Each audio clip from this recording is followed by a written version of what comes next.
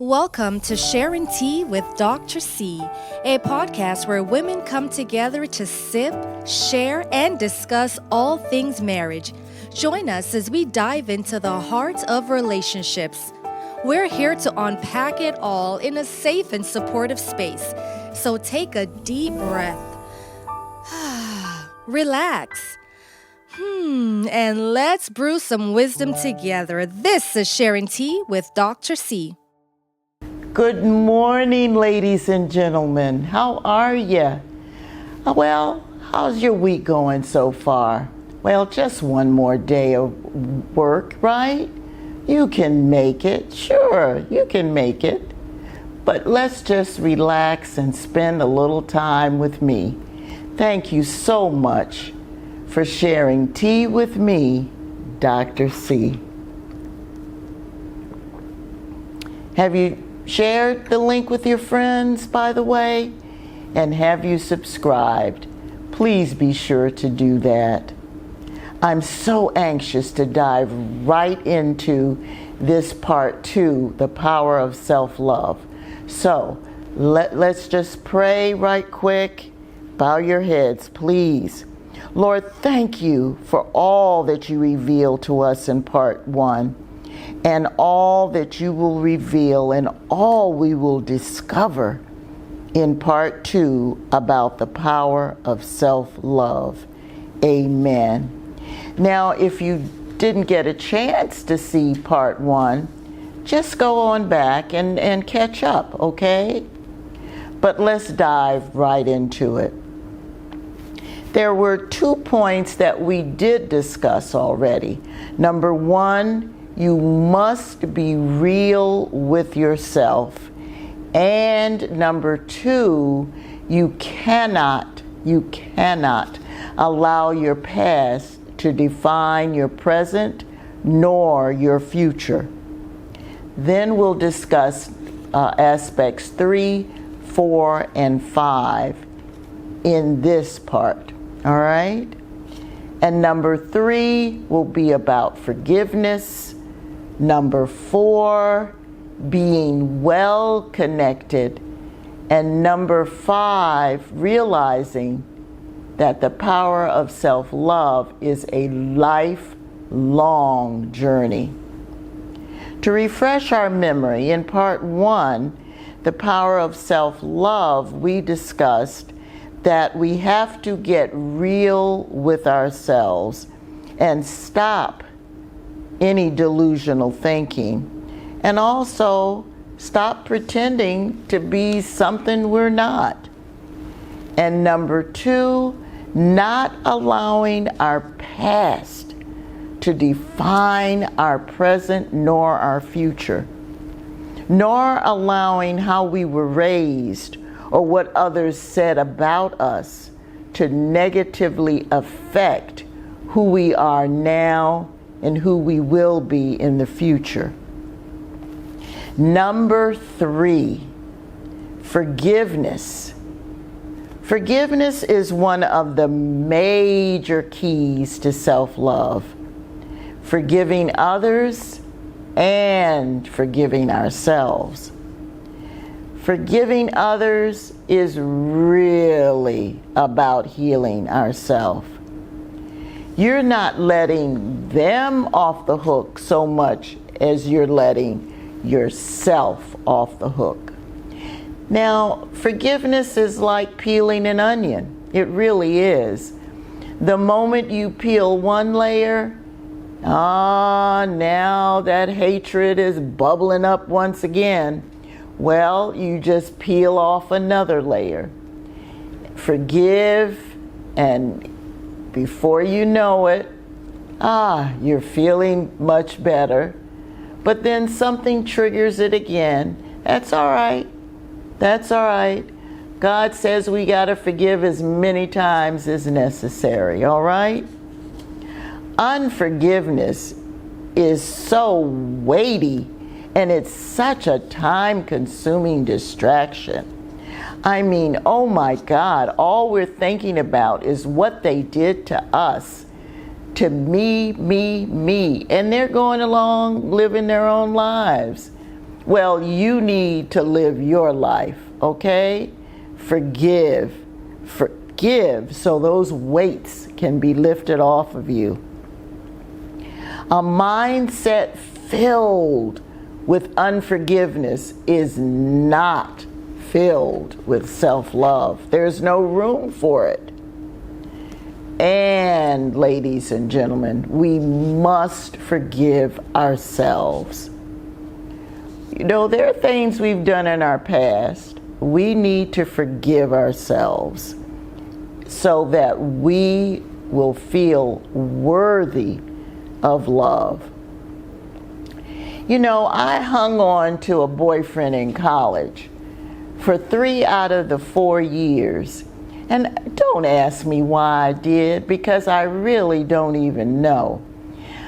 You know, I mean, it wasn't physical abuse, but it was a very subtle mental abuse.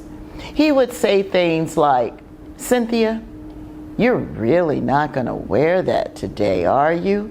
And the way he looked and the tone of his voice said, "Ooh, I better go change."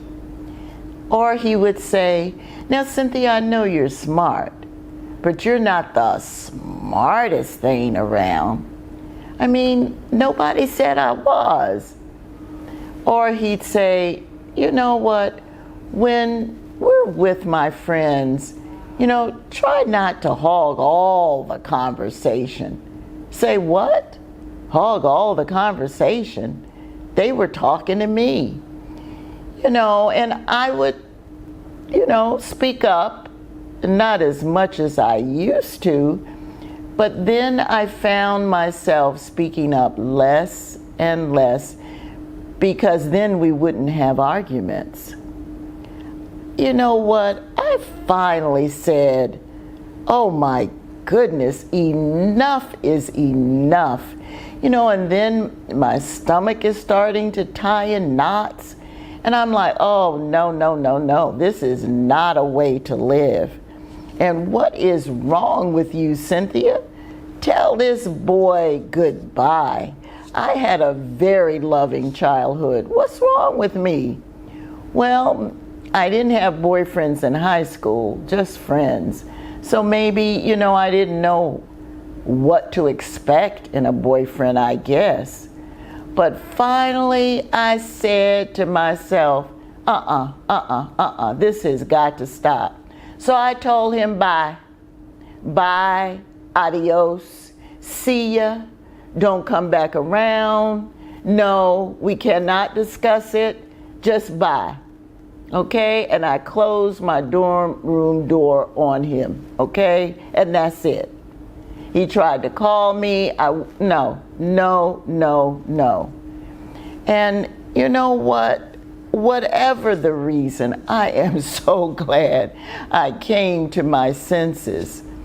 But I realized that I deserved respect, and I deserved to be talked in, you know, in a very loving tone, not that abusive tone. But I had to stop beating myself up and allowing myself, you know, to feel unworthy of love. So I had to not only forgive him, but I had to forgive myself.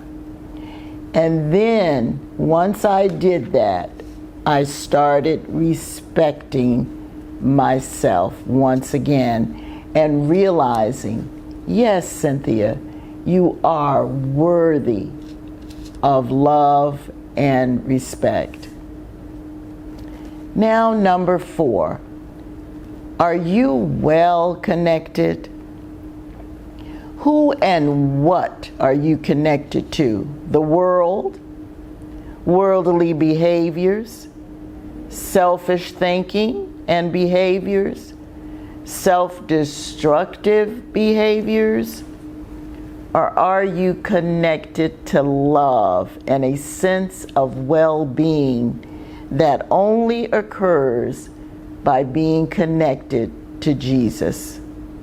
We must see ourselves as God sees us. Let me repeat that again. We must see ourselves as God sees us, fearfully and wonderfully made, above and not beneath, the head and not the tail, that we are His masterpiece, His workmanship. There is nothing we can do to earn His love. He simply accepts us. He accepts us just as we are. We are connected to Him because He made us and He loves us. You are not negative phrases spoken over you. You are not someone to be discarded. You are loved. Jesus, He is the one who affirms you and declares that you are His beloved, that you are fearfully and wonderfully made, that you are above and not beneath, that you are somebody. It doesn't matter your race, gender, creed, education, economic status. It doesn't matter. He loves you for you. Short, tall, whatever size. It doesn't matter. Thank God it doesn't matter. Amen. He loves you for you. So we've got to stay well connected to Him. We no longer have to believe those negative messages that others spoke over us. We don't have to believe it. No, we don't, because we are well connected. And finally, number 5, we've got to understand that this is a lifelong process. Surround yourself with positive people. Oh my goodness, that is really something I can't speak enough about. You know, chop off them negative people in your life. Snip, snip, bye, bye-bye. You know, saying little subtle things. You're always the one pumping them up, and they're never pumping you up. They don't ever encourage you, yet you're always encouraging them. You're always going out of your way to attend their celebrations, but yet they have excuses when it's time to celebrate you. No. You don't need to surround yourself with those kind of people. Never again. Never again. Allow God to bring in people in your life. And we're going to talk about that in a couple of future podcasts, all right? But snap them off. Snap, snap, snip, snip. So that the power of self-love will permeate all about you. Say goodbye. Oh, it'll be so freeing, I'm telling you, from people who hurt you and belittle you, all right? You went to their celebrations and they didn't come to yours. That's hurtful. You may say, oh, well, they were quite busy. No, it hurt you. Just say it. All right? Now you have to forgive them. Okay? But you don't need them in your life. If this is a repeated pattern over and over again, no. You're trying to tell them about your promotion, and they just override that and start talking about all they've done. No.